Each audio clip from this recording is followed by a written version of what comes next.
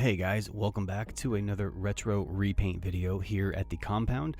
Today we're taking it to the skies and throwing down the Kenner Beak deco on this Mattel figure. This should be a fairly simple repaint to do since the colors used on the Kenner figure are pretty basic. A few things to note that I did off camera to help make painting this figure easier is I permanently positioned his wings in a dynamic flight pose by heating and arching them up and then locking them into place with super glue and epoxy putty.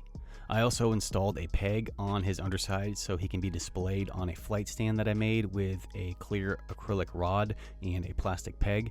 Since he's so massive and has a big wingspan, this will just help him display better on my shelf to kind of get him up in the air instead of just lying there being in the way. As always, all of the paints and supplies I'll be using will be down in the description box below, as well as a link to the Dominion figure on Amazon, which is currently on sale, so now's the time to grab a spare if you need one for this repaint. Well, all of that said, let's go ahead and get started. So I'm going in first with gray paint to cover up the green epoxy putty, but this isn't necessary if you're gonna just keep the figure as is without any customization. The plastic color isn't a perfect match to the Kenner figure, but it is close enough that you could just play off of it and skip this step altogether. Totally up to you. I just prefer to not have the wings flopping all over the place. Plus, he's just going to be on display on my shelf, so there's no need to keep the action gimmick. And here I'm just finishing up blending the gray paint into the gray plastic by giving it a light dry brushing with gray. Again, you can skip this step completely depending on which route you take. Now it's time to work on the head, which is the most exciting part of this figure because the rest of the body isn't as interesting because, you know, it's just a dark gray. So I assume he got the nickname Beak because his beak looks like it's on fire.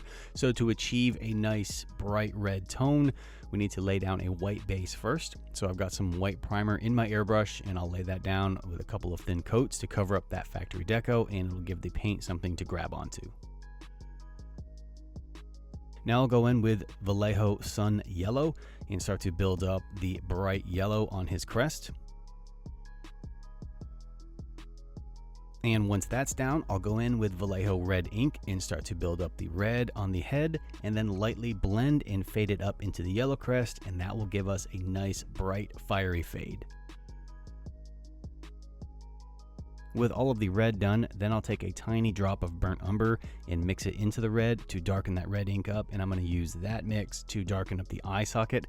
And then once that's dry, I'll go in and I'll paint the eye black, and I'll add a little white light catch just to add a little tiny bit of life to those black eyes. Now with all of the exciting colors done, I'll finish off with the boring stuff. So I'm just going to go in with dark gray and I'll paint the entire back section of the wings with that dark gray paint, and I'll fade it up into the red on the neck. Pretty straightforward here. I'll then bring that gray around to the underside and hit the edges of the wings and blend it up lightly into the light gray sections. Last paint apps to go down will be some black. I'm going to do a black dry brushing all along the back part of the figure, just hitting the raised areas very lightly, and then I'll hit the claws with that same black color, and I'll finish everything off by locking all that paint in with a few coats of matte varnish. Now this figure is already looking awesome and it's overflowing with nostalgic goodness, but before we can end this video, we need to take this thing to the next level. So when us old folks were kids back in the 90s, the marketing for Kenner Jurassic Park toys was look for this brand on all official Jurassic Park TM dinosaurs. If it's not Jurassic Park, it's extinct. What an insanely clever marketing strategy.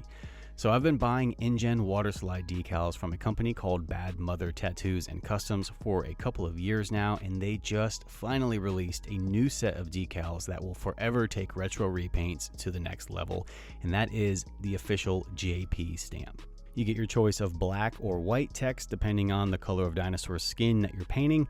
The sheets come loaded with several different sizes, so you can slap one on your big Red Rex all the way down to a small dino or a hatchling. I'll leave a link down below to the eBay listing so you can get a set or both if you need them. And now that we got Beak properly branded with the mark of Jurassic Park, we can finally close out this video with some glamour shots of him flying around Nublar.